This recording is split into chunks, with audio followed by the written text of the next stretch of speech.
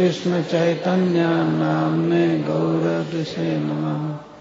हरे कृष्णा कृष्णा कृष्णा हरे हरे, हरे राम राम राम हरे हरे।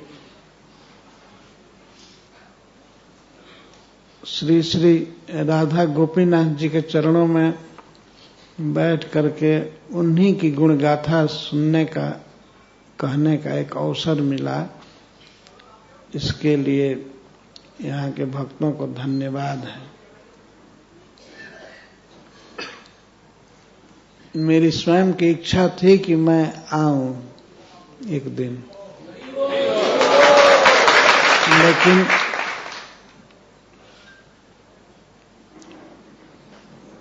भक्त लोग कहने लगे कि संडे को जाना चाहिए, तो इसीलिए संडे की प्रतीक्षा किया और वो संडे आ गया। भगवान सूर्य का दिन यह है। सन माने सूर्य, डे माने दिन। ये सूर्य का दिन है।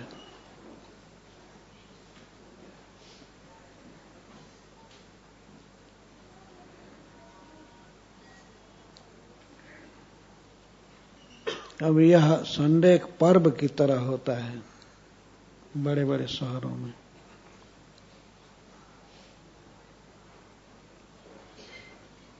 अभी श्री गणपति जी उत्सव देह करके विदा हुए और माता दुर्गा का समय पहुंच आया, नवरात्रि।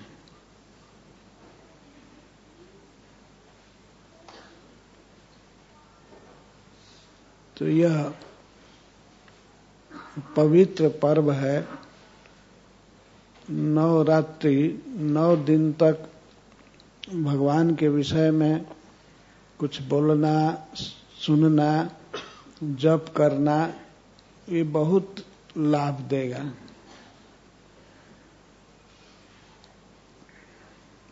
तो इस यहाँ पर प्रसंग चल रहा है गोवर्धन पूजा। 24वां अध्याय श्रीमद् भागवत 10वां स्कंध। तो श्रील प्रभुपाद की दया से भगवान के गोवर्धन पूजा की कुछ चर्चा करेंगे।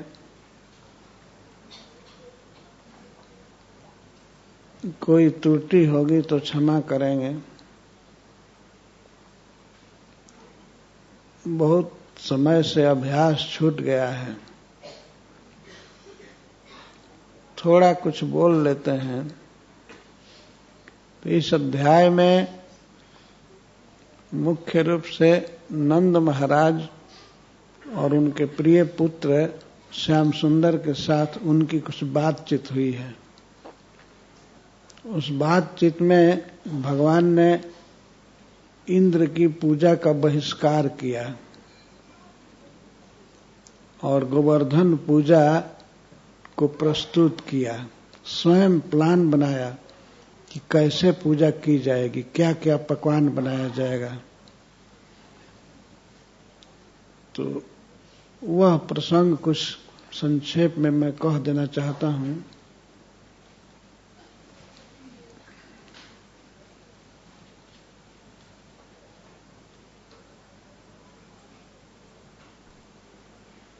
इस प्रसंग के पूर्व ब्राह्मणों का प्रसंग बीता है 23वें अध्याय में। एक दिन भगवान कृष्ण अपने सखाओं के साथ वृंदावन से बहुत दूर चले गए। वृंदावन मतलब गोवर्धन से दूर चले गए। तो बच्चों को भूख लग गई, बहुत जोर से भूख लगी। ये सब आकर के कहने लगे, कृष्ण तुम बहुत से असुरों को मारे हो, इस भूख को मारो। बलराम जी भी वहीं थे। बलराम जी से भी कहे कि कुछ व्यवस्था करो और भूख को कैसे मारा जाएगा। कुछ डालकर पेट में, भूख को ऐसे मारा जाता है ना। तो भगवान ने कहा कोई बात नहीं, यहाँ से थोड़ी दूर पर ब्राह्मण लोग यज्ञ कर रहे हैं, वहां जा करके कुछ भात मांग लो। ये खिचड़ी और भात प्राय सब जगह लोग दे देते हैं, पूरी मिठाई वगैरह नहीं देते हैं, भात तो दे देते हैं। भात परसा जाता है, यज्ञ में दिया जाता है।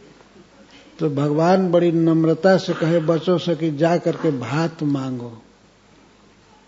तो बच्चे वहां गए और ब्राह्मणों को प्रणाम किए, यह कहकर हे पृथ्वी के देवताओं आपको प्रणाम है। पर वे लोग ओम और स्वाहा आदि कर रहे थे, बच्चों पर ध्यान नहीं दिए, सुने शब्द लेकिन देखे नहीं, कुछ भी उत्तर नहीं दिए। लोग कहे कि हमको थोड़ा सा चावल दे दीजिए, बहुत भूख लगी है, और कृष्ण बलराम भी आए हैं। तो भगवान का नाम सुनकर के भी उन ब्राह्मणों ने कुछ भी उत्तर नहीं दिया, चुपचाप रह गए। तो बच्चे बड़े निराश हो गए, वे लौटे भगवान के पास। तो श्री भगवान ने कहा कोई बात नहीं, भीख मांगने वाले को निराश नहीं होना चाहिए, कभी मिलेगा कहीं नहीं मिलेगा, कोई बात नहीं, फिर जाओ वहीं पर। कुछ बच्चों ने कहा क्या करने जाएंगे? नहीं जाओ, सुनो, अब उनके पास मत जाना, उन ब्राह्मणों के यज्ञ मंडप में मत जाना, जहां उनकी पत्नियां रहती हैं, द्विज पत्नियां, वहां उनसे कुछ सूचना दे दो, केवल इतना ही कह दो कृष्ण आए हैं।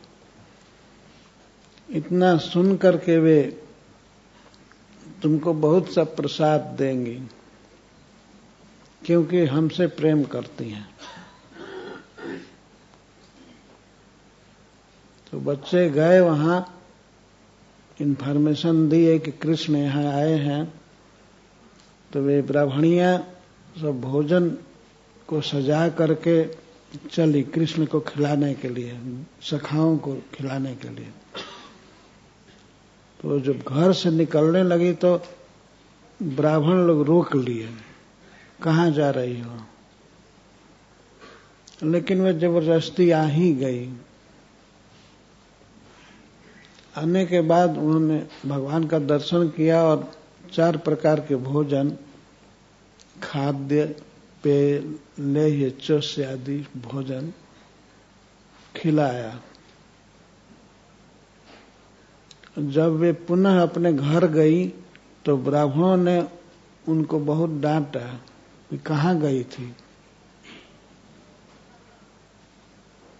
लेकिन कुछ देर के बाद लोग विचार किए तो बुद्धि ठीक हो गई अपने आप। वे लोग पछताने लगे कि हम बहुत बड़े दुष्कर्मी हैं, यज्ञ करते हैं लेकिन भगवान का आदर नहीं किए, लेकिन हमारी पत्नियां भक्त हैं, चलो हम भक्त पत्नियों के पति हैं इसलिए हम धन्य हैं। वे लोग इस तरह संतोष किए, अपनी पत्नियों की प्रशंसा करने लगे और चाहते थे कि हम भी कृष्ण बलराम का दर्शन करें, परंतु कंस के भय से नहीं गए।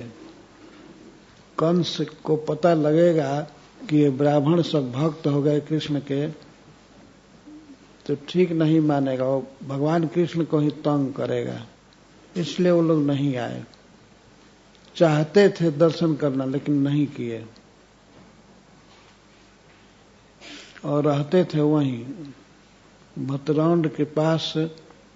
आपने देखा होगा ब्रजमंडल रथ परिक्रमा में वो प्रथम पड़ाव पड़ता है। वृंदावन से चल करके सवेरे सवेरे सबसे पहला दर्शन उसी का होता है। जगपत्नियों का स्थान, उस गांव का नाम भतरौण है। तो वहीं रहते थे ब्राह्मण। तो अब सुखदेव जी कथा चालू करते हैं कि भगवान अपि तत्रैव बलदेवेन संयुता। भगवान भी, वे ब्राह्मण वहां रहते थे ब्रज में, चाहते थे दर्शन करना, नहीं कर पाए, तो भगवान भी वहीं रह रहे थे ब्रज में। भगवान अपि तत्रैव, उस कथा से लिंक जोड़ रहे हैं सुखदेव जी। भगवान भी तत्रैव, वहीं, वहां ही, अर्थात ब्रज में बलराम जी के साथ रह रहे थे। बलदेवेन संयुता, श्री बलराम जी साथ में थे और भगवान भी।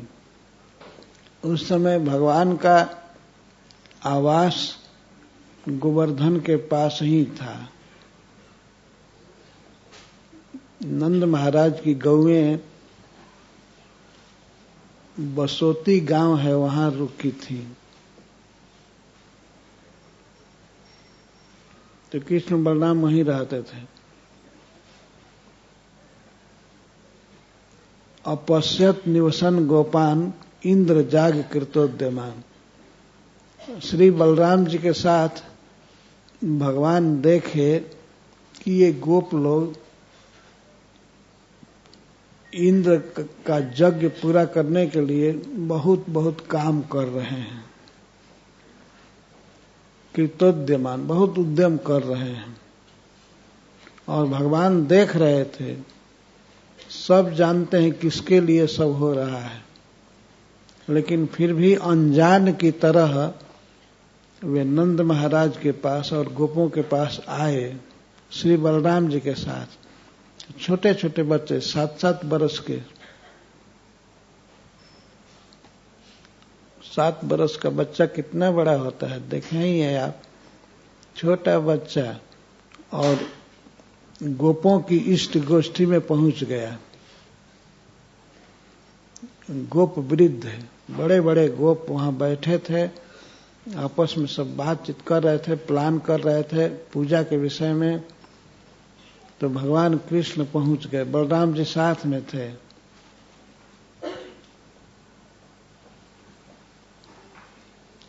तो बहुत बड़े देवता का विरोध करना है ना, तो इसलिए बल को अपने साथ रख रहे हैं बलराम जी।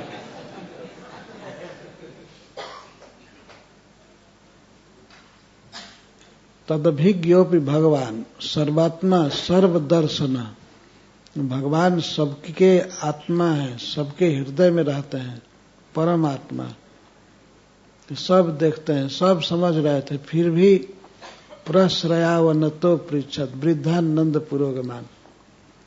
बड़े ही प्रश्रय से, नम्र भाव से गए उस सभा में और प्रणाम करके बहुत मधुर वाणी में पूछे।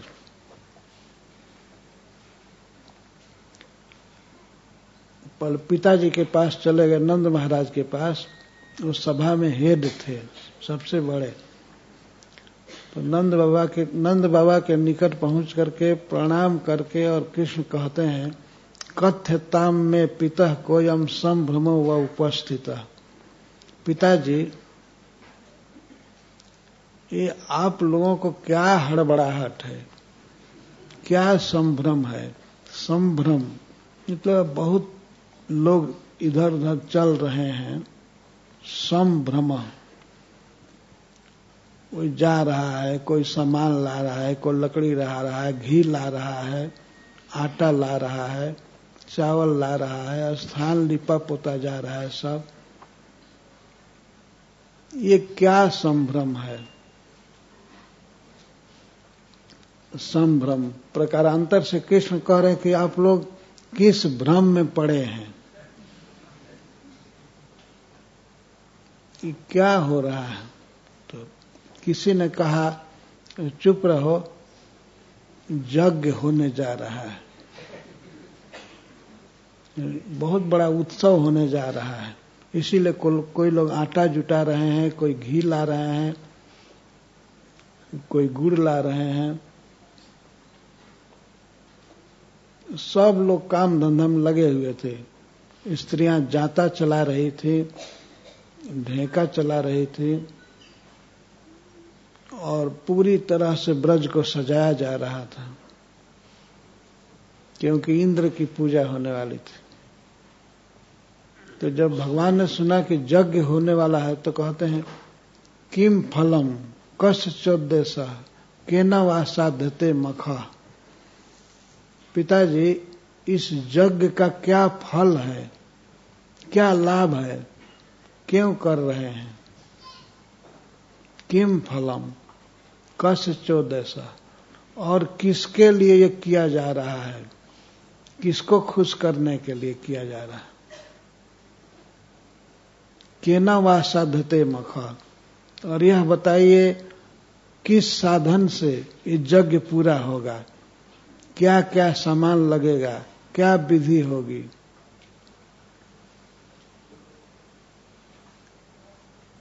7 बरस का बच्चा इतनी जिज्ञासा कर रहा है। तो कुछ लोगों ने कहा जाओ भागो खेलो, यहां क्या कर रहे हो? इसको क्या जरूरत है ये कुछ जानने की? ये बहुत गंभीर मैटर है, देवता का पूजन है, और आकर के पूछ रहा है इसे। छोटे से बच्चे को क्या जरूरत है बात की?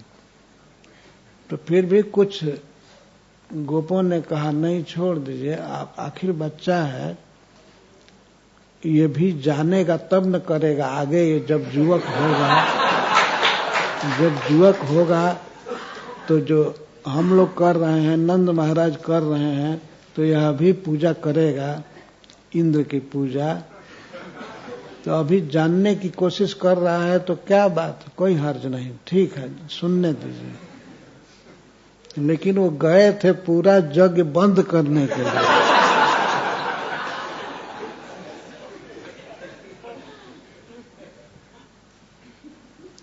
तो कृष्ण ने कहा कि हम ठीक बोल रहे हैं ना? सबने कहा कि हाँ बेटा ठीक है, ठीक है। कितना प्रेम से पूछ रहा है, सुनने दो। तो फिर कृष्ण ने कहा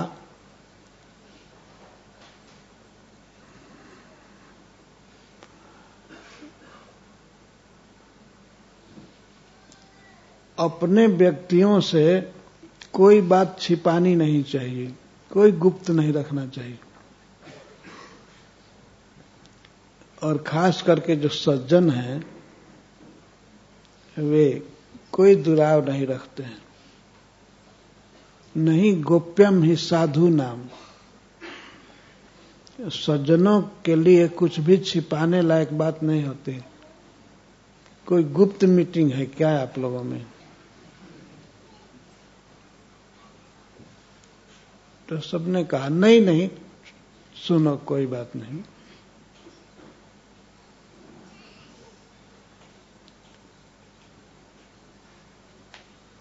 मैं तो पुत्र हूं पिताजी।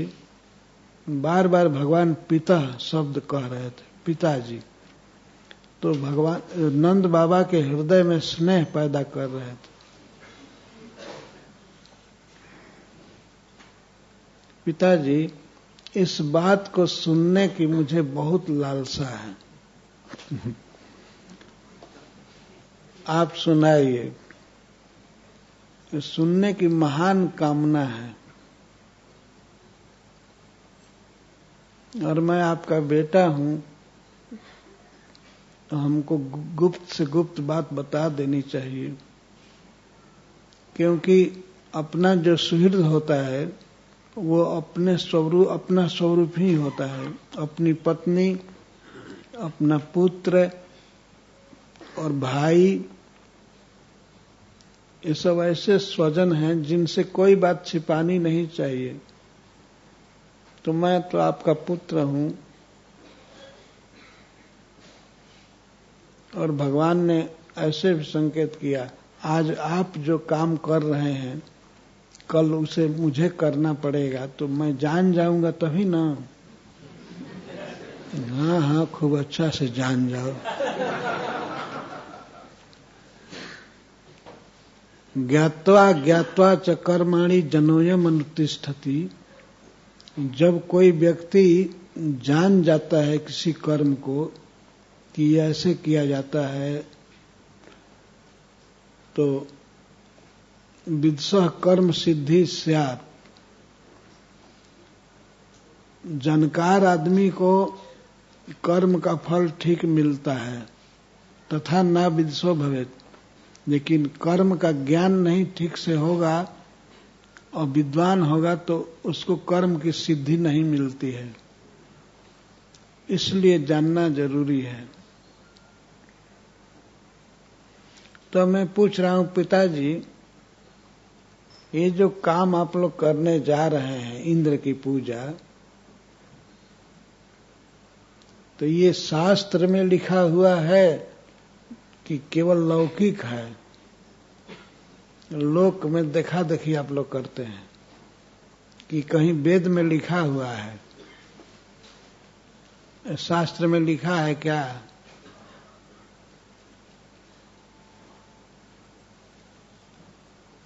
तत्र तावत् क्रिया योगो भवताम किम विचारितः अथवा लौकिकस्तन में शृण्वतः साधु भाण्य पृच्छतः साधु भाण्यता। मैं प्रेम से पूछ रहा हूं, पिताजी इतना बता दीजिए, ये काम शास्त्र में लिखा हुआ है करने के लिए कि केवल लौकिक है? वो गोप लोग शास्त्र कहाँ पढ़े थे, और ये छोटा बच्चा लगा अब शास्त्र की बात करने। कोई पढ़ा लिखा नहीं है, अभी तो अक्षर भी नहीं जानता है, और कह रहा है कि शास्त्र में लिखा है कि केवल लौकिक है। लौकिक मतलब केवल समाज में होता है, इसलिए आप लोग करते हैं कि शास्त्र में लिखा है।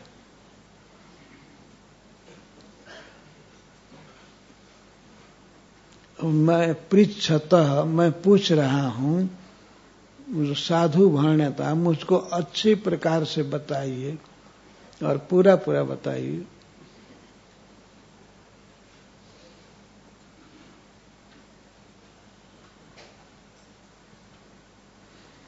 तो नंद बाबा अपनी गोद में बैठा लिए कृष्ण को और प्रेम से कहने लगे।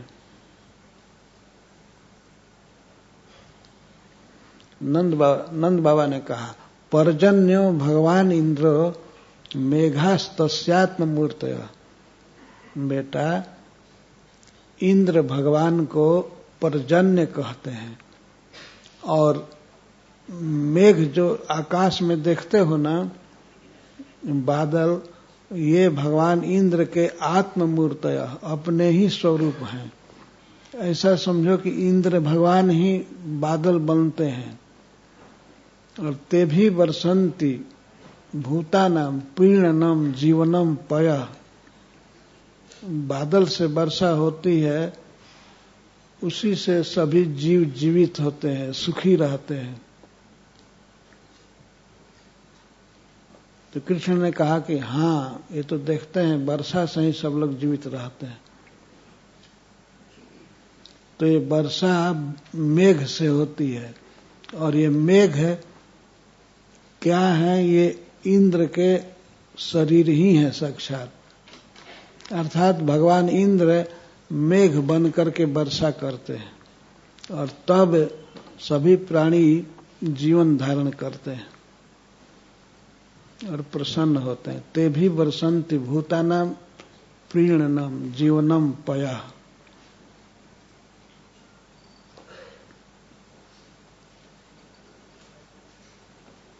ऐसे इंद्र की पूजा हम लोग करते हैं। इंद्र ही वारी मुचाम पतिम, जल देने वालों में सबसे मुख्य हैं, पति हैं। ईश्वर हैं। यदि संसार में वर्षा नहीं होगी तो एक भी प्राणी नहीं जी सकता है। वर्षा की बहुत जरूरत है, और उसमें भी स्पेशल हम लोगों के लिए तो और वर्षा से ही घास होती है, और घास से ही गौएं जीती हैं, और गौओं से हम लोग जीत रहे हैं, जीवित हैं। गाय नहीं रहेगी तो हम जी नहीं पाएंगे। इसलिए गाय का पोषण करने के लिए या किसी भी जीव का पोषण करने के लिए, जीवन धारण करने के लिए इंद्र की कृपा बहुत जरूरी है। इंद्र वर्षा करते हैं तब हम लोग सुखी रहते हैं। तो इसीलिए बेटा हम लोग और अन्य भी मनुष्य इंद्र की पूजा करते हैं।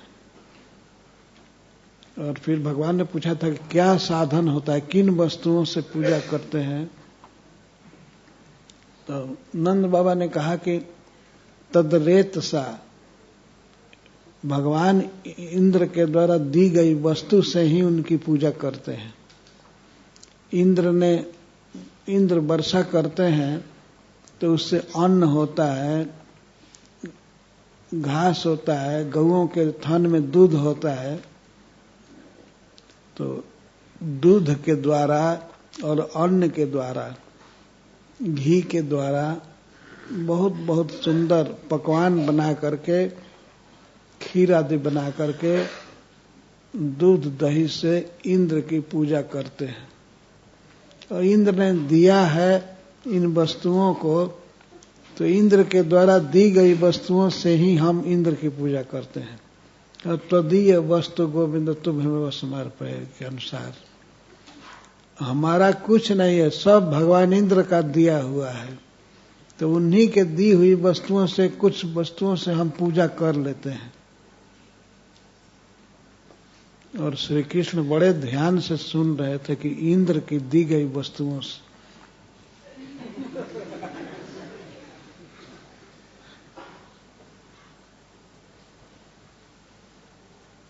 और इंद्र ये सब कुछ स्वीकार कर रहे थे। भगवान के पार्षदों से, भगवान के भक्तों से ये अपनी पूजा स्वीकार करते थे हर एक साल। भगवान को ये पसंद नहीं था। तो नंद बाबा यही कह रहे हैं, हम लोग इंद्र की पूजा करते हैं उन्हीं के द्वारा दी गई वस्तुओं से।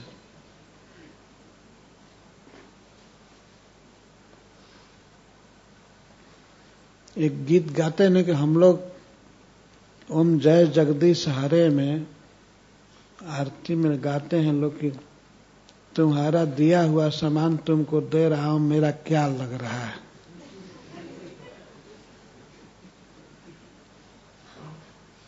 तो पता नहीं है कि कौन दिया है। असल में दिए हैं भगवान विष्णु कृष्ण, लेकिन मिथ्या भावना होती है, ये दिया है, वो दिया है, ये दिया है। और अधिकांश लोगों की तो भावना है कि तो कोई निराकार ईश्वर है, वो दिया है। तो ओम जय जगदीश हरे, ये जगदीश तो विष्णु हैं, जगत के ईश्वर। तो यही मानना चाहिए, कृष्ण सब दिए हैं। लेकिन कृष्ण के गांव में रहने वाले और कृष्ण के बाप इस भ्रम में है कि हमको दूसरा कोई दे रहा है।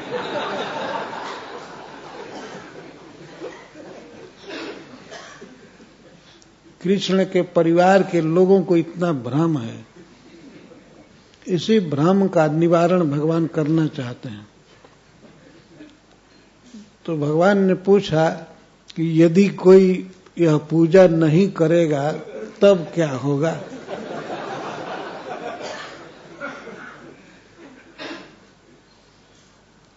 यह एवं व्यसृजित धर्मम पारंपर्यागतम नरः।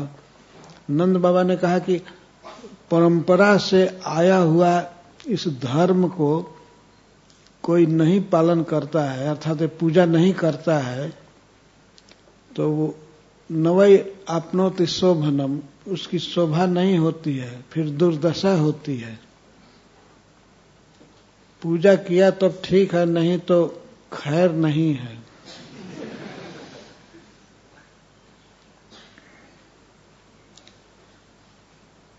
किस तरह से पूजा नहीं करेगा, क्यों नहीं करेगा?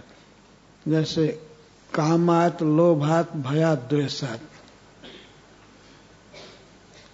काम से इंद्रिय तृप्ति के लिए सामान जुटाया है, वो खर्च हो जाएगा इंद्र की पूजा में। कोई ऐसा सोचे, या लोभ, इसमें पैसा लगेगा, इसको बचाने के लिए पूजा न करे, या स्वजनों के भय से कि बुरा मानेंगे न करे, और या द्वेष से, इंद्र से द्वेष करके कोई सोचे कि हम पूजा नहीं करेंगे, तो नवै सवै नापनोति शोभनम, फिर उसका कुशल नहीं है बेटा। करना ही चाहिए इस धर्म को, ये परंपरा से प्राप्त है। हमसे पहले हमारे पिताजी करते थे, पिताजी से पहले हमारे दादा यही करते थे पूजा। तो इसलिए परंपरा में इसको स्वीकार करना चाहिए। इसको छोड़ने की बात कैसे कह रहे हो, ये तो बुरा है। नहीं, मैं ऐसे ही पूछ दिया कि यदि कोई ना करे तो क्या होगा।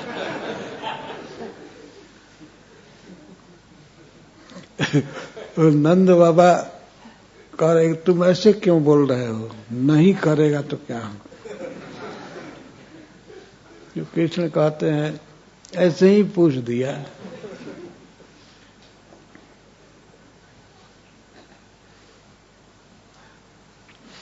और पूछने का कारण है पिताजी, जानबूझ करके कोई काम करना चाहिए कि इससे करने से क्या लाभ होगा, क्या हानि होगी। जान करके आदमी जब कोई कर्म करता है तो सिद्धि मिलती है। इसीलिए मैं पूछ रहा हूं।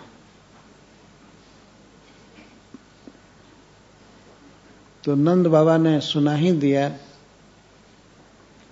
कि इंद्र सब कुछ हम लोगों को दिए हैं, इसीलिए हम लोग इंद्र की पूजा करते हैं और इसको छोड़ना नहीं चाहिए।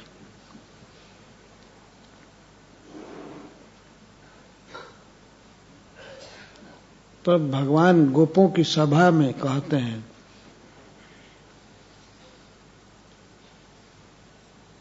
कर्मणा जायते जंतु कर्मणैव विलीयते, सुखम दुखम भयम क्षेमम कर्मणैवाभिपद्यते।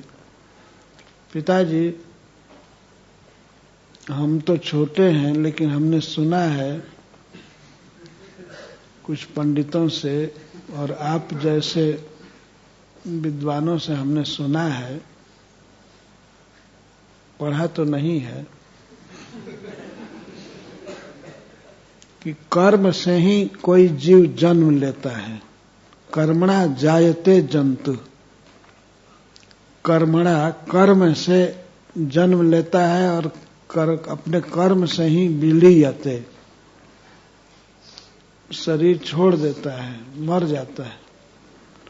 कर्म से ही सुख दुख या किसी से भय या क्षेम कल्याण प्राप्त होता है। हमने यही सुना है, कर्म से ही सब कुछ होता है। ये ईश्वर कहाँ है और भगवान, ये बेकार सब चीज है। देखिए, छोटा बच्चा इस तरह से बोल रहा है, लेकिन बड़ा तेजस्वी बच्चा था। हमने सुना है कर्म से ही सब कुछ होता है, कर्म से जन्म होता है, कर्म से मृत्यु होती है और कर्म से ही सुख प्राप्त होता है, दुख प्राप्त होता है। भय और क्षेम सब कर्म से ही होता है। सभी जीव अपने अपने कर्म के अनुसार जीवन जी रहे हैं। तो किम इंद्रियः भूतानाम। जीव जब सभी अपने अपने कर्म के अनुसार जी रहे हैं, खा रहे हैं, पी रहे हैं, कुछ कर्म कर रहे हैं, तो इसमें इंद्र की क्या जरूरत है? किम इंद्रेण। आप कहे कि इंद्र सब करते हैं, ये करते हैं, लेकिन मैं कहता हूं सब कर्म से होता है, स्वभाव से ही।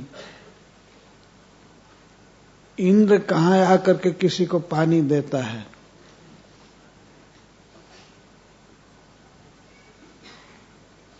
हम नहीं समझते हैं कि इंद्र हमारे जीवन में कुछ भी कर रहा है। ये भगवान टोटल नास्तिक जैसा बोल रहे थे और गड़बड़ बोल रहे थे, लेकिन अभी बच्चा है, कोई बात नहीं। वो गीता जब बोलेंगे तो सब सुधार कर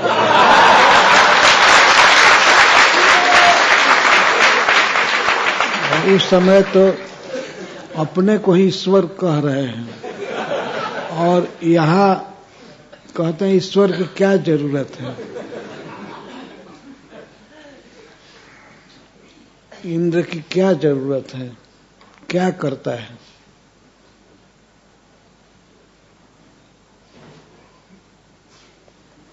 जितना भी तर्क वितर्क है या कुपथ चला है, सबके प्रवर्तक कृष्ण ही हैं।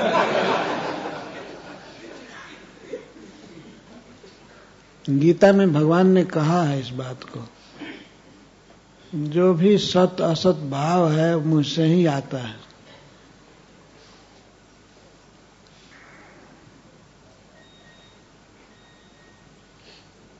अनिश्वरवादी जितने लोग हैं, ईश्वर को नहीं मानते हैं, वो कृष्ण के ही चेला हैं। उनको पता नहीं है।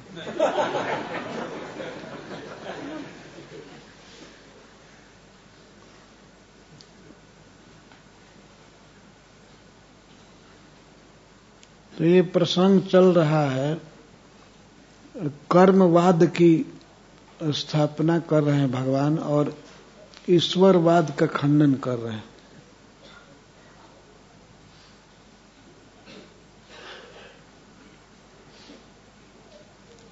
पिताजी, सभी जीव अपने स्वभाव के अनुसार चल रहे हैं। स्वभाव, सबका स्वभाव है।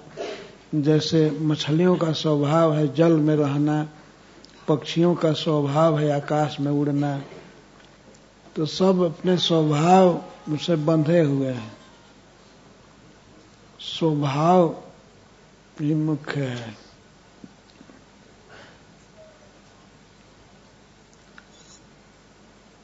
उसको प्रकारांतर से कह सकते हैं कि सब नेचर कर रही है। इसमें भगवान क्या करता है, इंद्र क्या करता है?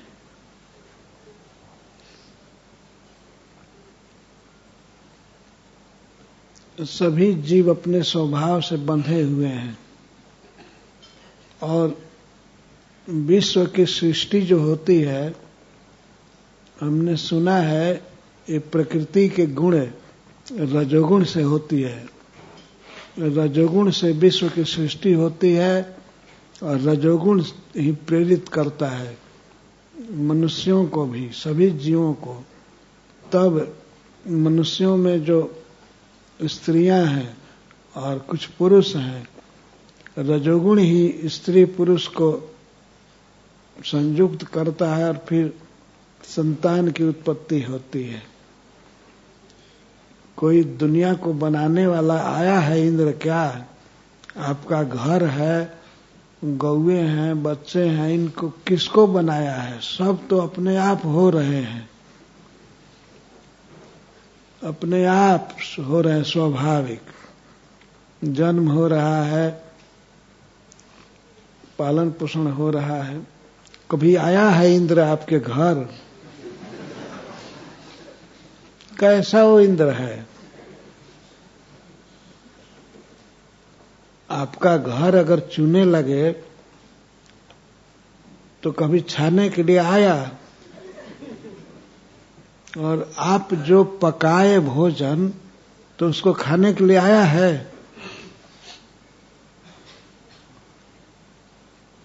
अब नंद बाबा क्या जवाब देते? कहीं कोई ईश्वर नहीं है, कोई भगवान नहीं है, वास्तव में कर्म ही प्रधान है, स्वभाव है, रजोगुण प्रकृति का है, उसी से विश्व की सृष्टि होती है। और रजसा चोदिता मेघा, और ये बादल छाते हैं आकाश में, कोई ईश्वर ला करके नहीं फैलाता है। रजोगुण से बादल छाते हैं आकाश में और रजोगुण से प्रेरित होकर के वर्षा करते हैं। तो साफ कह रहे हैं कि ये वर्षा जो होती है, कोई इंद्र या ईश्वर वर्षा नहीं करता है, वर्षा रजोगुण से होती है।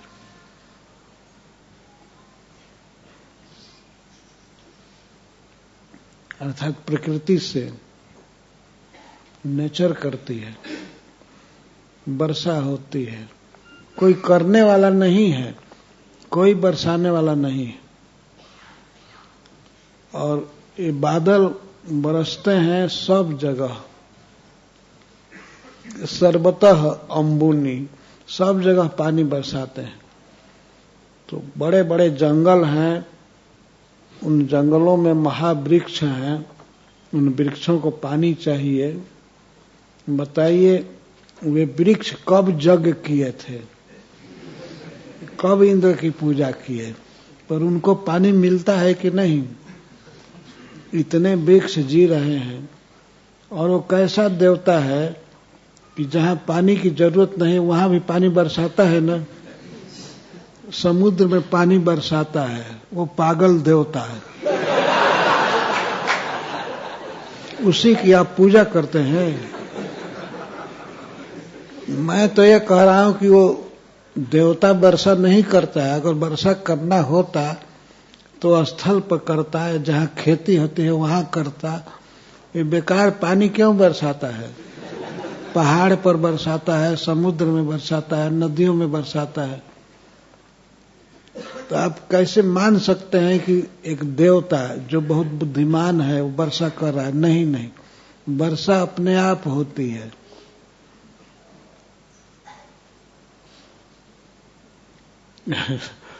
ये बच्चा तर्क कर रहा है। वर्षा जहां जरूरत है वहां क्यों नहीं करता है?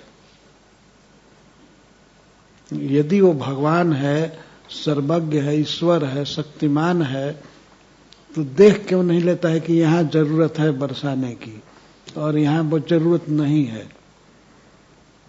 समुद्र में क्या जरूरत है वर्षा की, लेकिन वर्षा करता है। तो इससे सिद्ध होता है कि यह कोई मनुष्य, एक देवता का प्लान नहीं है वर्षा। ये होती है वर्षा अपने आप। इसलिए पिताजी, मेरा कहना यह है कि ये वहम को छोड़िए। ये इंद्र की पूजा जो आप लोग करते हैं, ये बहुत भारी मूर्खता है, ये नहीं करना चाहिए।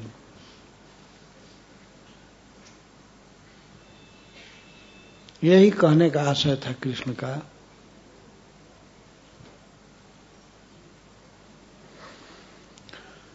प्रकृति द्वारा बादल छाते हैं आकाश में, सब जगह वर्षा करते हैं और वर्षा से प्रजा की सिद्धि होती है। सब लोग जीवित होते हैं, सभी जीव जंतु,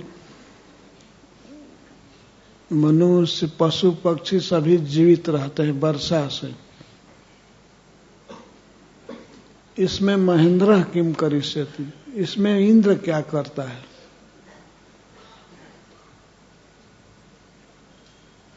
इतना स्वीकार करते हैं कि वर्षा से ही सब लोग जीवित रहते हैं, लेकिन वर्षा इंद्र नहीं करते हैं। वर्षा होती है ये क्यों नहीं कहते हैं कि भगवान की शक्ति से होती है और वो भगवान मैं ही हूं, और कोई इंद्र भगवान नहीं है? यही सार है कहना। और प्रकृति भगवान की शक्ति है और उसके 3 फेज हैं, रजोगुण, सतोगुण, तमोगुण। यही विश्व की सृष्टि, स्थिति और पालन करते हैं।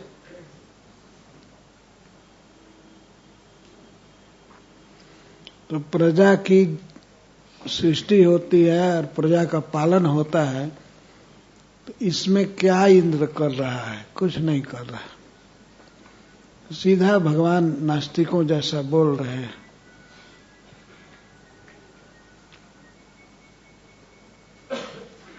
इसलिए पिताजी अपने स्वभाव में रह करके तस्मात् संपूजेत कर्म, अपने कर्म की पूजा करनी चाहिए। Work is worship. अपने कर्म की पूजा करनी चाहिए। जो कर्म करना है उसको ठीक से करे। और ये पूजा पाठ बेकार है। पूजा अपने कर्म की करनी चाहिए। Work is worship.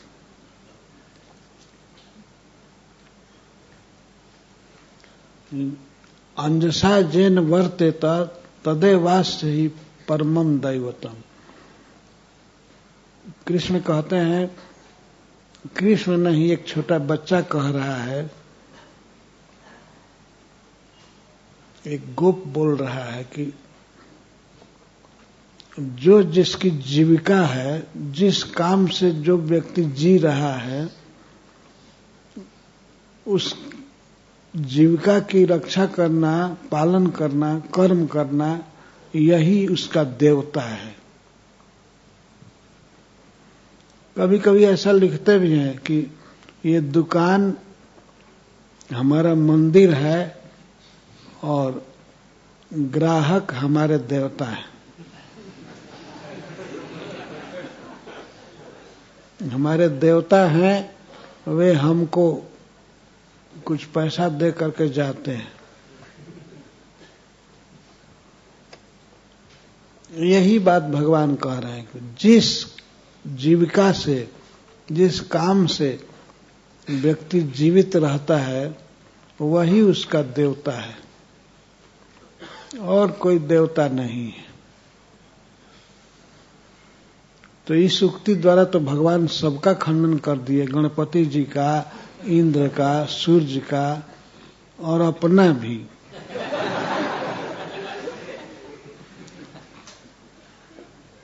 वो इंद्र की भगवत्ता का निषेध कर रहे हैं तो सबका निषेध हो गया। बस रह गया अपना काम धंधा करो, उसी में लगे रहो, वही देवता है।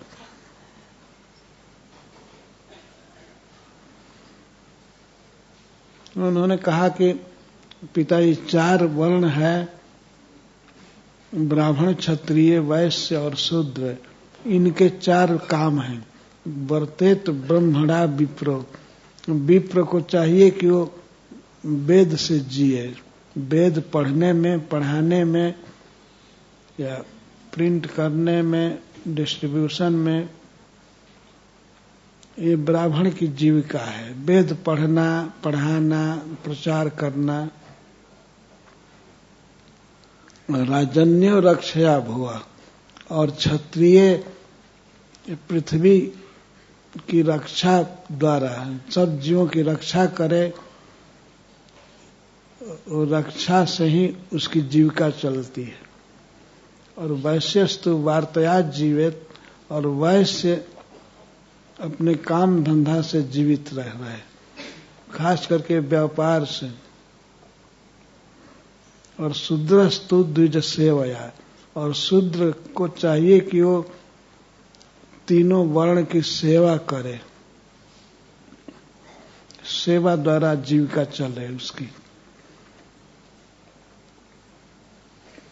पिताजी हम लोग वैश्य हैं, नंद बाबा वैश्य थे, तो कृष्ण भी अपने को वैश्य कह रहे हैं।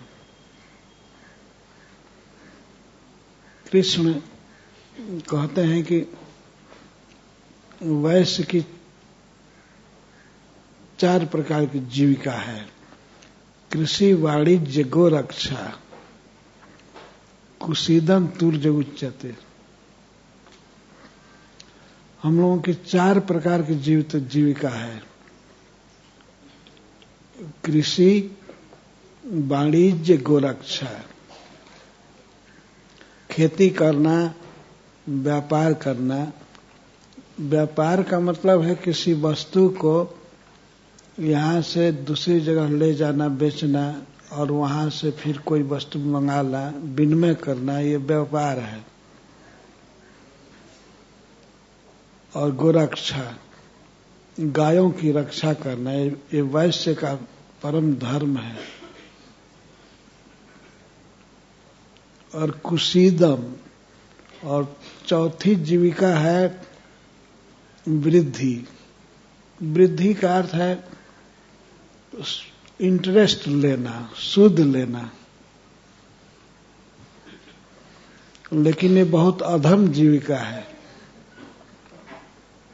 जब और जीविका न हो तब ये की जा सकती है।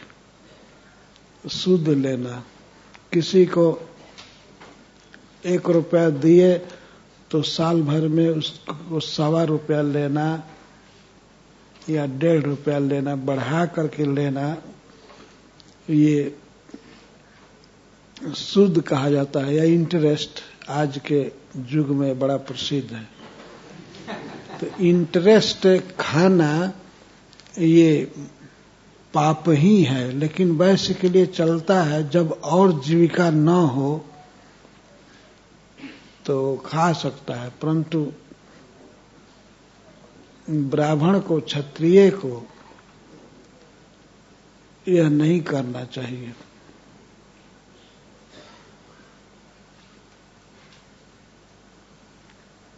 अब तो सारी दुनिया में सरकार ही इंटरेस्ट दे रही है और खा रही है, इससे बचना बड़ा कठिन है। लेकिन भगवान कह रहे हैं कि जब 3 वृत्ति से काम न चले, कृषि, वाणिज्य, गोरक्षा से, तो व्यक्ति सूद ले सकता है। लेकिन वो अधम वृत्ति है, वे कहते हैं बहुत पापपूर्ण कमाई है। किसी गरीब को यदि आपने 100 रुपया दिया और 1 महीने में उसी कमाई को, उसी पैसे को 105 या 110 ले लेते हैं, तो 10 रुपया आपका नुकसान करेगा, फायदा नहीं करेगा। क्योंकि किसी गरीब को आपने दिया है तो आप 100 रुपया खा करके जीवित रहते हैं और वो बेचारा 125 खाएगा। गरीब है, अभाव में है, तो 125 रुपया खाएगा। इस प्रकार से भगवान ने बताया कि ये सूद लेना अधम वृत्ति है।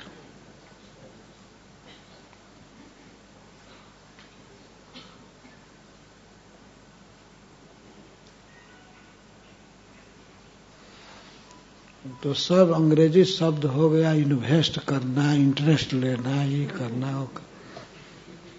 अंग्रेजी शब्दों से पाप नहीं खत्म हो जाएगा, वो तो वैसे ही रहेगा।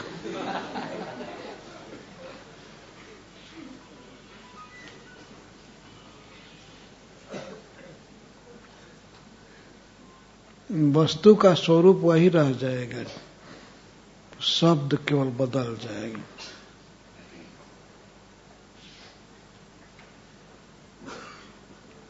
हम लोग हिंदी में मांस कहते हैं तो मांस खाना बड़ा बुरा माना जाता है, लेकिन मीट खाना बुरा नहीं माना जाता। उसी मांस को मीट कह देंगे तो अब ठीक माना जाएगा, और अंडा को एग कह दीजिए तो कोई बात नहीं, हर्ज नहीं है। एग चलेगा, अंडा नहीं चलेगा।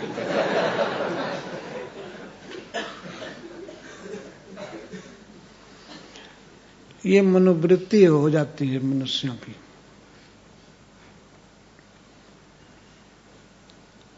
तो भगवान ये प्रवचन कर रहे हैं कि अधम वृत्ति है शुद्ध लेना।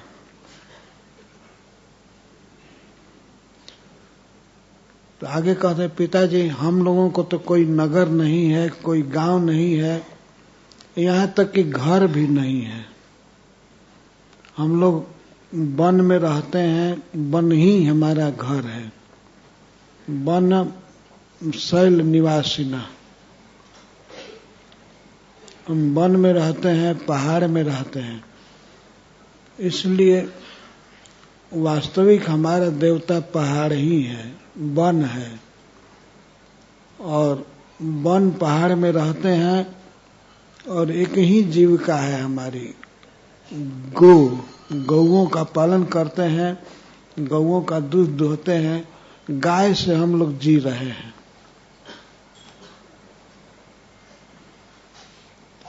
और कोई जीविका नहीं है, कोई व्यापार नहीं है, कोई खेती भी नहीं है, केवल गाय है और गाय से हम जी रहे हैं। इसलिए गाय की पूजा करना, ब्राह्मणों की पूजा करना और पहाड़ की पूजा करना, यही होना चाहिए। ये जो सब इतना सामान आप लोग जुटा रहे हैं,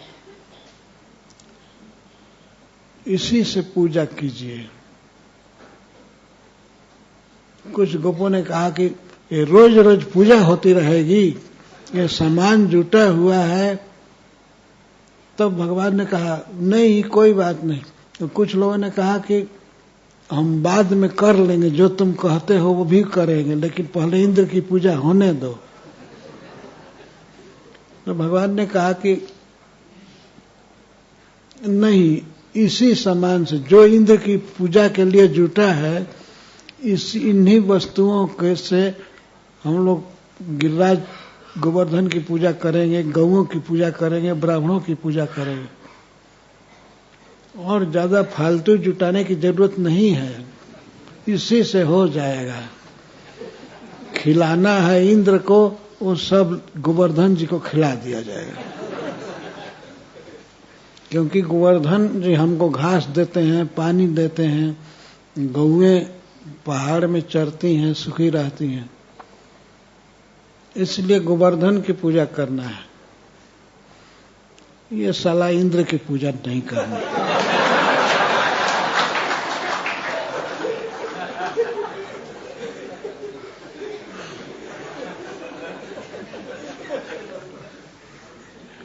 वो कैसा होता है आपने देखा है पिताजी, आपसे भेंट हुई होगी।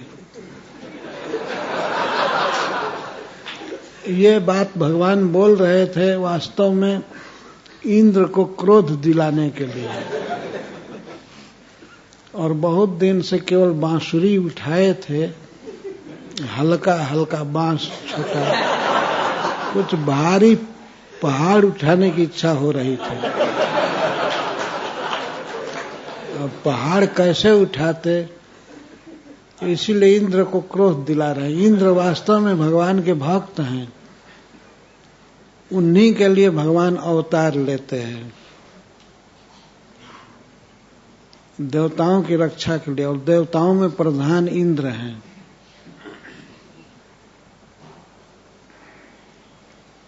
लेकिन फिर भी आज इस प्रकार से बोल रहे हैं, वो इंद्र को क्रोध दिलाने के लिए, और इंद्र क्रोध में हो गए। इतना क्रोध हो गया इंद्र को कि वे बड़बड़ा कर कहने लगे कि अपने पार्षदों से एक मनुष्य के, जिसका नाम कृष्ण है, बहकाने से एक गोप लोग हमारा अपमान किए, हमारी पूजा नहीं किए तो प्रलयकालीन बादलों को आदेश दिए, जा करके ब्रज को पूरा बहा दो, खत्म करो, और मैं आ रहा हूं ऐरावत पर चढ़ करके, मैं वज्र से मारूंगा। वज्र से मार मार करके उस पहाड़ को, जो छोटा सा डूंगर है,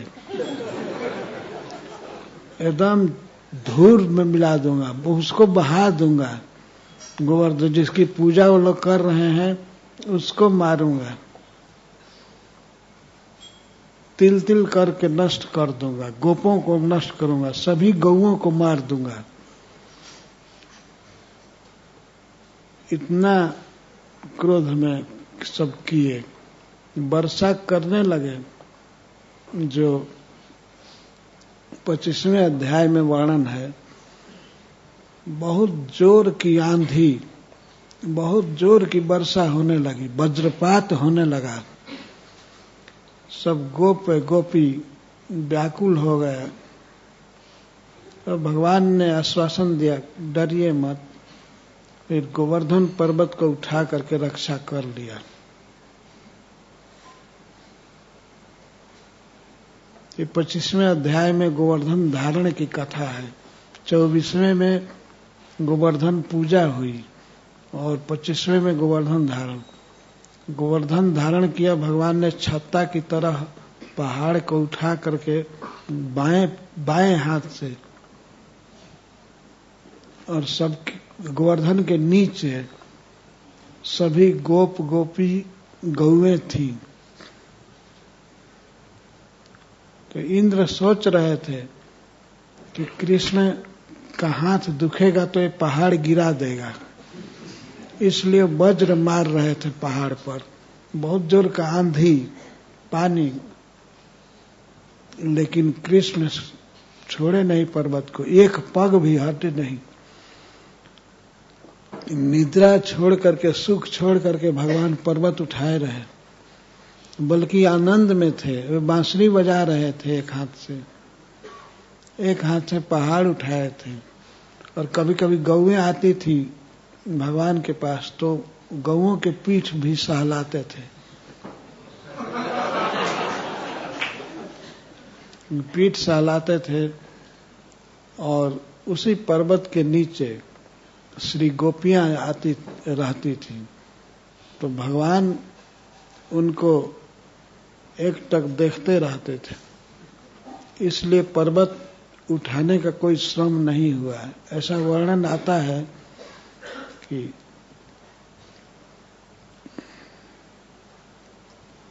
कुछ माखन को बल बढ़ो, कुछ गोपन करी सहाय, श्री राधे जी की कृपा सो गिरवर लियो उठाए।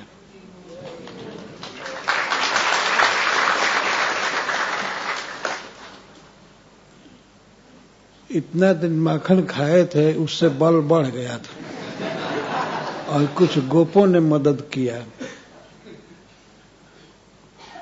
तो गोवर्धन उठा लिए। वो उठाने की लीला एक स्वतंत्र है। अब इसके साथ मेल करने से वो अच्छा नहीं लगेगा।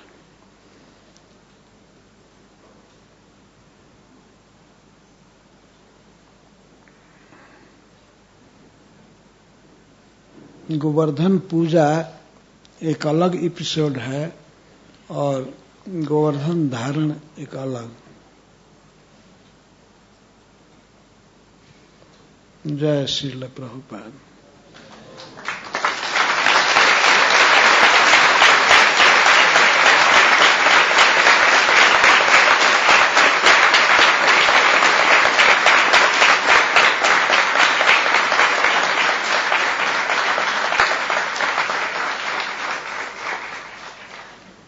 अब तो कोई प्रश्न बाकी नहीं रहा, क्या पूछेंगे?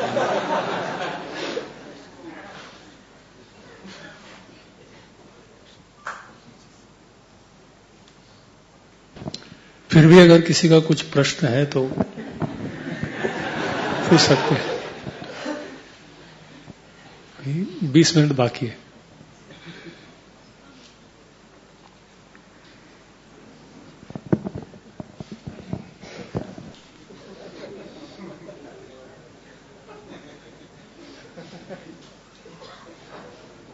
हरे कृष्ण महाराज। महाराज प्रसंग के ऊपर तो नहीं, डर लग रहा है पूछने में। महाराज, जब शुद्ध साधु वैष्णव लोगों को प्रवचन देते हैं या प्रीचिंग करते हैं तो करुणावश करते हैं, उनका हित करने के लिए करते हैं, लेकिन और उनको वो दावानल में शायद जलते हुए देख सकते हैं तो उनको करुणा आती है।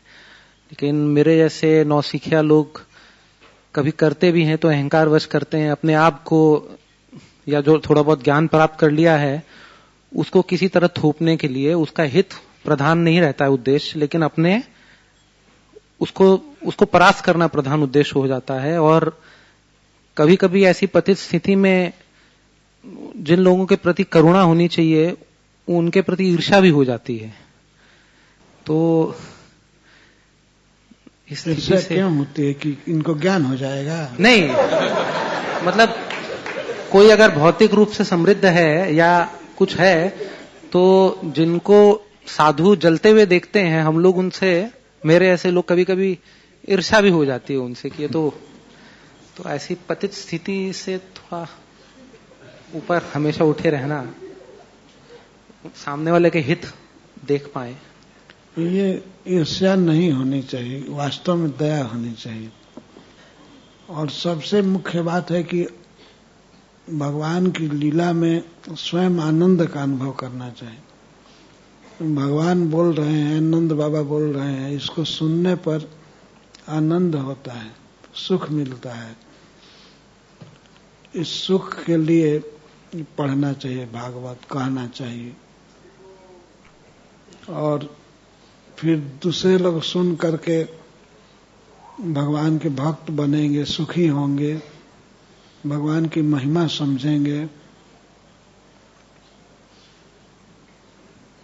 इसके लिए कहना चाहिए करुणा से सभी कृष्ण को समझें, कृष्ण से प्रेम करें, सभी सुखी हों, किसी को कोई दुख ना हो। सर्वे भवन्तु सुखिनः सर्वे सन्तु निरामयाः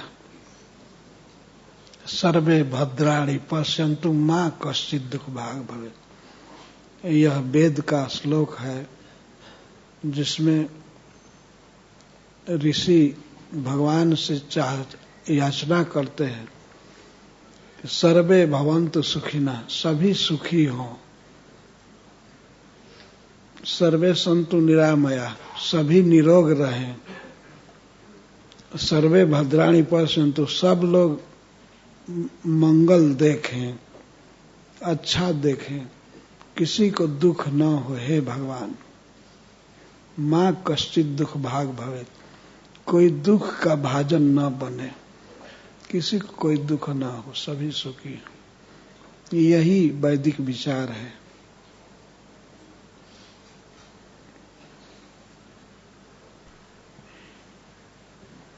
हरे कृष्ण। हरे कृष्ण।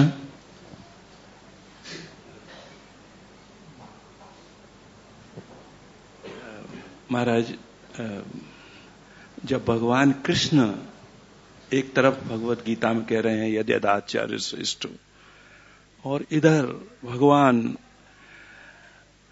उधर ही अर्जुन से कह रहे हैं, अश्वत्थामा को जब मारने का प्रश्न आया, और ऐसी कितनी ही चीजें आई हैं जो शास्त्र में बताई हैं, लेकिन शास्त्रिक दृष्टि से जो कि देखने में लग रहा है किसी की पत्नी के साथ रात में डांस कर रहे हैं, तो भगवान ही सिद्धांत को देने वाले हैं। और ये कर्म मीमांसा फिलॉसफी जिसका कि आपने बहुत अच्छी तरह से वर्णन किया है, ये फिलॉसफी बता करके इतना लोगों को, साधारण जनता के लिए थोड़ा कंफ्यूजन क्रिएट हो रहा है कि भगवान स्वयं ही कानून को बनाने वाले हैं और भगवान स्वयं ही कानून को तोड़ रहे हैं।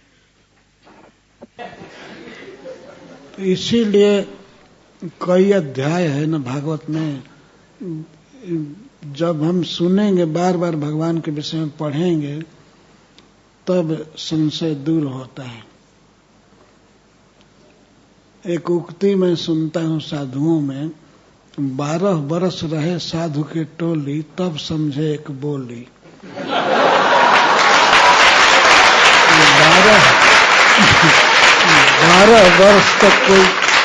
12 वर्ष तक साधु के साथ रहेगा, तब एक बोली समझेगा। तो बहुत काल लग जाता है भगवान को समझने में, भगवान की बात को समझने में, लेकिन सब बिल्कुल सही है अपनी जगह पर। यहाँ भगवान कृष्ण बोल रहे हैं तो उनका आशय केवल यही था कि इंद्र का दर्प खत्म करना था, इंद्र का अभिमान खत्म करना था, और उद्देश्य नहीं था कि वे कर्मवाद की स्थापना करें।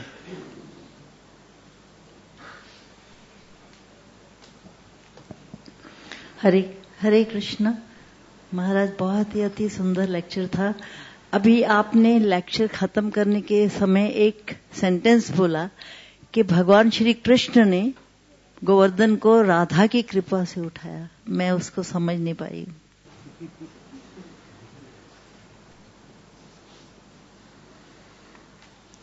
मैं कहा कि वृंदावन में ऐसा लोग गाते हैं, कहते हैं, लेकिन भगवान किसी शक्ति से शक्तिमान है। राधा रानी उनकी शक्ति है, ह्लादिनी शक्ति है। तो वे गोवर्धन पर्वत के नीचे 7 दिन रही। जब इंद्र वर्षा कर रहे थे तो सभी गोपियां और गोप सभी नृत्य कर रहे थे नीचे। कृष्ण भी कभी कभी पर्वत को लिए लिए नाचने लगते थे, तो रोकना पड़ता था, ऐसे मत करो सब मर जाएंगे, गिर पड़े, ये गोवर्धन गिर पड़ेगा। लेकिन राधा रानी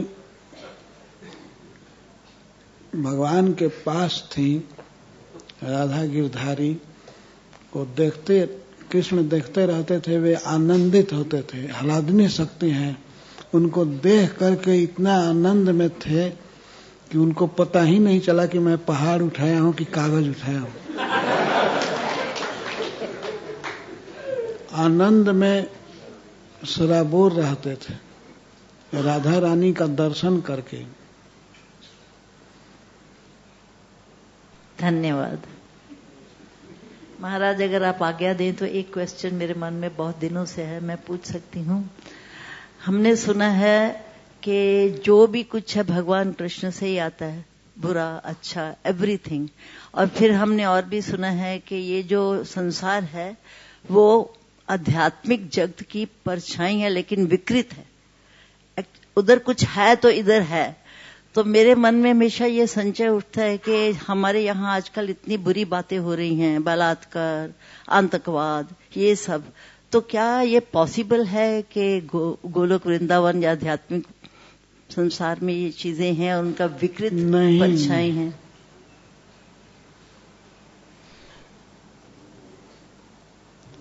विकृत शब्द आता है ना, विकृत, विपरीत कृत। यहाँ जगत में जो कुछ हो रहा है यह सब आध्यात्मिक जगत में नहीं है, वो स्वरूप शक्ति है वैकुंठ में, और इधर बहिरंगा शक्ति है, माया शक्ति। ये टोटल भिन्न है। परस्तस्मात् भावन्य अव्यक्तो व्यक्त सनातन। इस जगत से परे है दूसरा जगत, बिल्कुल अलग, दूसरी शक्ति से बना हुआ है।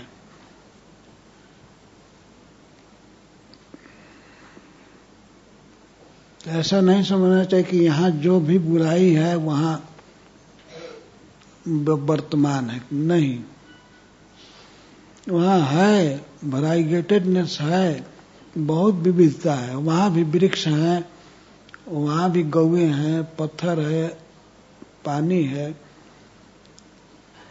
मनुष्य हैं, गोपियां हैं, लेकिन सब कुछ चिन्मय है। आनंद चिन्मय रस प्रतिभाविता भी ताभीर एव निज रूप तया कला भी गोलोक एव निवसत अखिलात्म भूतो। वहां श्री भगवान हैं कांत, और वहां पर भगवान की प्रियाएं हैं, सब श्रिया हैं, सब लक्ष्मी। वहां भी चलना है, लेकिन चलना नाचने जैसा होता है। वहां कोई बात करता है, वहां कथा तो गान जैसा होता है, कथा गानम। और वहां पर एक बंसी है, वही दूती का काम करती है गोलोक में। सब कुछ विलक्षण है।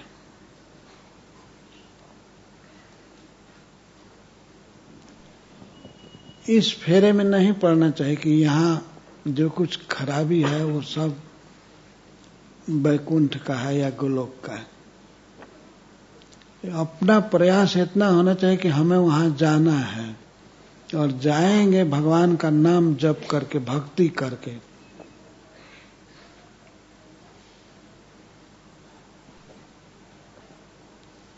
वहां बिल्कुल शुद्ध स्थिति है, इस जगत से टोटल भिन्न है।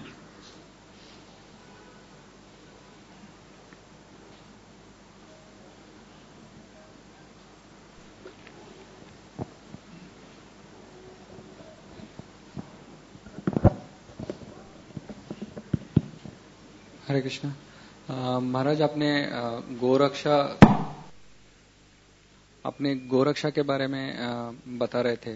तो एज डिवोटीज जो हम लोग जो भक्त हैं, तो शहर में रहते हैं, तो गोरक्षा के बारे में कुछ नहीं कर पाते इधर। तो बम्बई में तो गैया रखनी भी बीएमसी ने बैन किया है। तो हम लोग एज भक्त गोरक्षा के बारे में क्या कर सकते हैं? प्रेरणा देते रहेंगे, और जहां तक होगा लोगों को ये बात बताते रहेंगे। और कुछ गोरक्षा तो करते ही हैं भक्त लोग, पर शहरों में तो रख नहीं सकते गायों को, बहुत मुश्किल हो रहा है। दिल्ली में तो मना कर दिए लोग कि नहीं रख सकते, भले कुत्ता हजारों हो कोई बात नहीं, गायों के लिए मना किया है।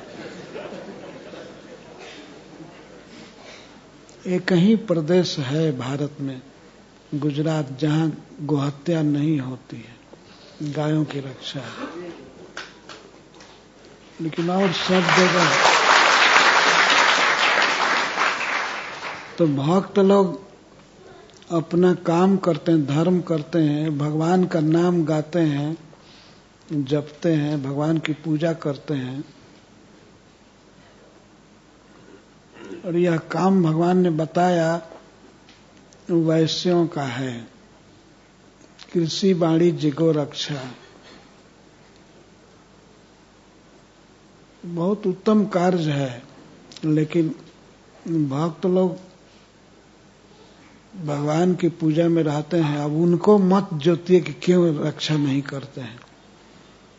भगवान का भजन करना यही सबसे उत्तम कार्य है। यथाशक्ति गायों के विषय में अनुकूल बोलना, सेवा की बात करने को कहना और प्रोत्साहित करना लोगों को, वे करते रहते हैं। और हमने सुना है गोपीनाथ मंदिर कहीं किसी स्थान पर गायों की रक्षा कर रहा है, और राधा रस बिहारी के भक्त भी तालश्री नामक स्थान में गायों की रक्षा करते हैं। अपनी शक्ति के अनुसार जितना कर सकते हैं करते हैं, और करना चाहिए।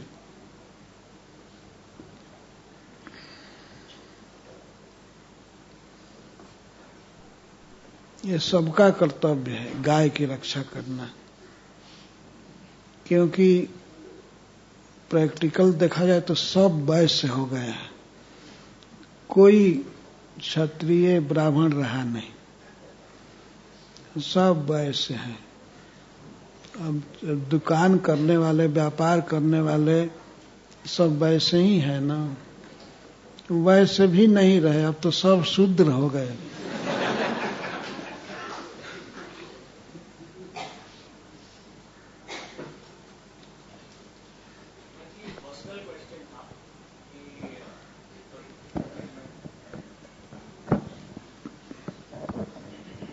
महाराज जी, एक पर्सनल क्वेश्चन था कि कौन क्वेश्चन?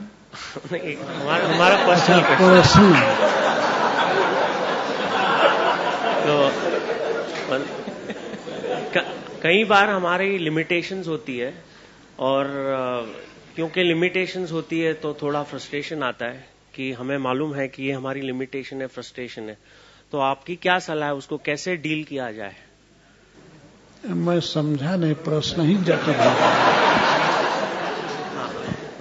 नहीं, कई बार हमारी लिमिटेशंस अभी कैसे लिमिटेशन मतलब महाराज समझते हैं, लेकिन क्या चीज में लिमिटेशन वो समझ नहीं, पर्सनल लिमिटेशंस होती है कि अब जैसे पेशेंस लेवल नहीं हो पाता है, कोई थोड़ा एंग्री हो जाते हैं, फिर बिजनेस में ऐसे सिचुएशंस आते हैं कि फ्रस्ट्रेशन होता है, तो उसको आपके हिसाब से कैसे प्रैक्टिकली उसको डील किया जा सकता है?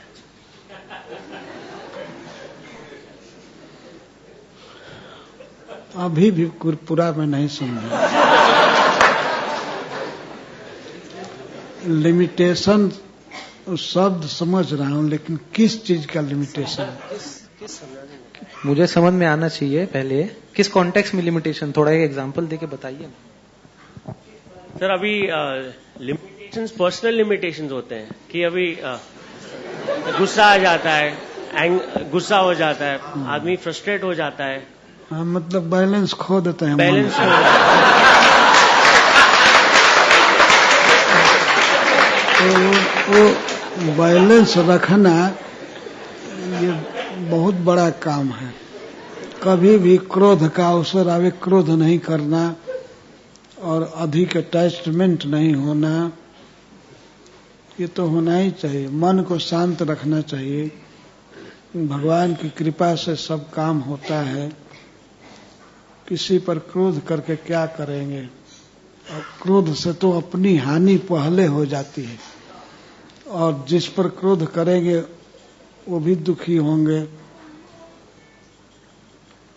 तो क्रोध अपना और दूसरों का हानि नाश ही करता है। ये क्रोध नहीं करना चाहिए। एक बहुत अच्छी कथा है, मैं 2 मिनट में सुना रहा हूं। एक बार सरस्वती नदी के तट पर रहने वाले ब्राह्मणों ने यज्ञ का आयोजन किया। तब विचार आया कि किसकी सबसे पहले पूजा की जाए, सबसे बड़ी पूजा किसकी की जाए। तो 3 देवता हैं, ब्रह्मा जी, भगवान शंकर और भगवान नारायण विष्णु। किसकी पूजा की जाए पहले? तो वो लोग एक निर्णय पर नहीं आए कि वास्तव में कौन पूर्ण है। भगवान शिव, भगवान ब्रह्मा जी और भगवान 3 इस देवता हैं सबसे बड़े। तो तीनों में से वे विचार किए इनमें से कौन बड़ा है, कौन है जिसमें क्रोध नहीं है, जिसमें सत्वगुण है, जो पूर्ण है, किसी चीज का अभाव नहीं है। तो कोई एक निर्णय पर नहीं आ रहे थे, तो उन्होंने एक ऋषि को नियुक्त किया, भृगु जी को। भगवान गीता में कहते हैं महर्षिणाम भृगुरहम्, मैं महर्षियों में भृगु हूं। तो ऐसे भृगु जी को नियुक्त किए कि आप ठीक से पता लगाइए कि तीनों देवता में सबसे महान कौन है, कौन सब गुणों से पूर्ण है, जिसको किसी की अपेक्षा नहीं है, क्रोध नहीं है, अज्ञान नहीं है। तो भृगु जी परीक्षा लेने गए। सबसे पहले वे सत्य लोक पहुंचे, ब्रह्मा जी के पास। ब्रह्मा जी उनके पिता हैं। तो ब्रह्मा जी मिले तो उनकी आकांक्षा हो गई कि मेरा बेटा है, मुझे प्रणाम करेगा। परंतु भृगु जी तो गए थे परीक्षा लेने, वे पिताजी को प्रणाम नहीं किए। अब इसी से ब्रह्मा जी का बैलेंस बिगड़ गया, क्रोध हो गया कि क्या आज खाक पीकर आया है, क्या भांग पीकर आया है, क्या हो गया है, आज प्रणाम क्यों नहीं कर रहा है? हर एक बार प्रणाम करता था, आज इसको क्या हो गया है? तो कुछ कहे नहीं, लेकिन मन में इतना दुख हुआ, क्रोध हुआ। और पीछे मन में ये भावना आई कि बेटा है, अगर इसको कुछ बोलेंगे तो अपनी ही बेइज्जती होगी। तो वे कुछ बोले भी नहीं, चुपचाप रह गए। कोई समाचार नहीं पूछे, कैसे हो, कहाँ से आए, कुछ नहीं बोले। जब कभी कभी कोई व्यक्ति नहीं बोलता है तो उस समय भी क्रोध समझ लिया जाता है। नहीं बोलना भी क्रोध का द्योतक है। तो इसके बाद भृगु जी चले वहां से, अब कैलाश पहुंचे जहां भगवान शिव रहते हैं। तो भगवान शिव ऋषियों की सभा में थे, वे तुरंत खड़े हो गए देखकर भृगु जी को। भृगु जी बड़े महान ब्राह्मण हैं। तो शिव जी भृगु जी का स्वागत करने के लिए खड़े हो गए और आलिंगन करने के लिए, भाई हैं, चाहते थे आलिंगन करना। निकट आए तो भृगु जी परीक्षा लेने के लिए आए थे, कह दिए चलो हट, कभी स्नान करता है,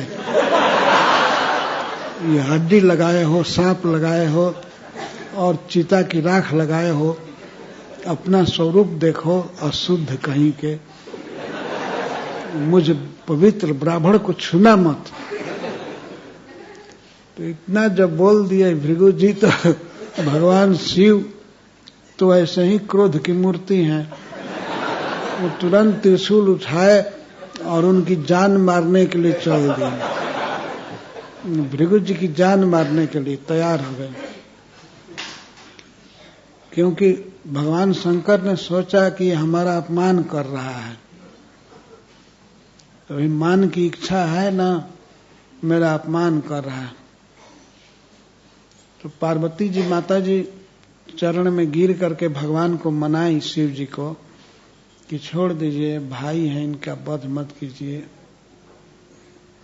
बहुत समझाई, तब वे मान गए और हाँफ रहे थे त्रिशूल लेकर के कि अभी इसकी जान खत्म कर देते हैं।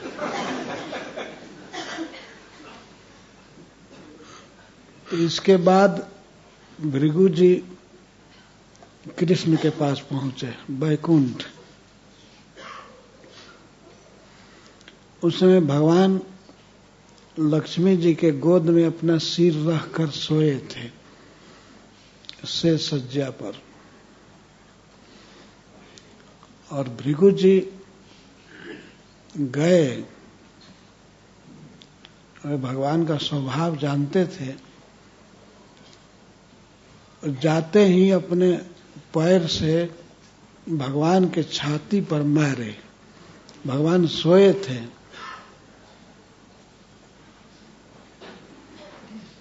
छाती पर मारे तो भगवान उठ करके उनका चरण दबाने लगे और कहने लगे, आपके चरण कमल के समान सुकुमार हैं, मेरी छाती कठोर है, आपको चोट लग गई होगी। सहलाने लगे। भृगु जी गए थे परीक्षा लेने, परीक्षा तो हो गई। तो इसको कहते हैं भगवान, इतना अपार धैर्य है, सत्वगुण है, भगवान में कोई क्षोभ नहीं हुआ। लात मारने पर भी, अगर शिव जी को लात मार दिया तो वहां से कैलाश से फेंके होते कहां गिरे। तो बहुत अंतर है शिव जी में, ब्रह्मा जी में और भगवान में। भगवान में अपार गुण है और उल्टे उन्होंने स्वीकार की। वो कहने लगे कि हे ब्राह्मण देव, आपका चरण हमारे छाती पर श्रृंगार बनकर रहेगा, अभी भी है। तो ये सब उदाहरण है। ऐसा अपार धैर्य रखना चाहिए और खास करके भगवान के भक्तों को। जो जिसका भक्त होता है उसका गुण आ जाता है उसमें, तो क्रोध नहीं होना चाहिए। छाती में लात मारने पर भी भगवान को कोई क्रोध नहीं है, कोई अपेक्षा नहीं है, वो पूर्ण है सब तरह से। जब व्यक्ति अपने में अपूर्णता सोचता है तब क्रोध होता है।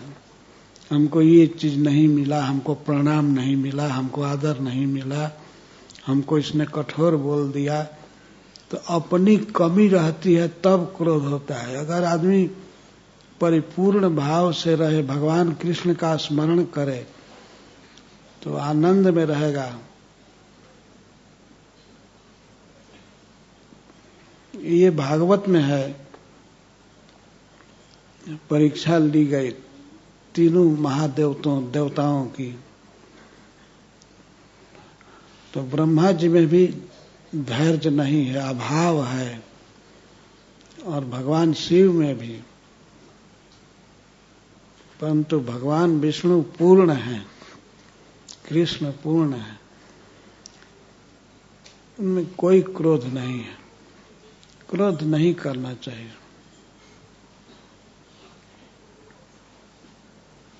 हरे कृष्ण।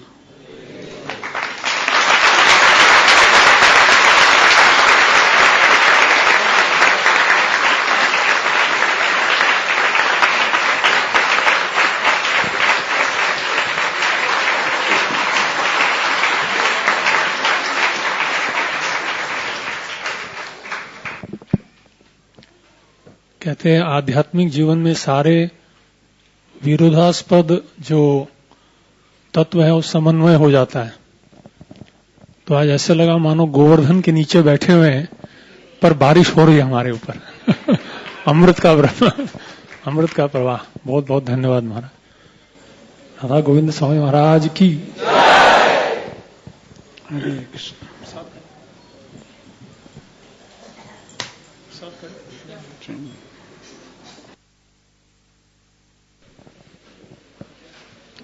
प्रसादम का इंतजाम नीचे हुआ है, सब भक्तों से निवेदन के वहां प्रसादम के लिए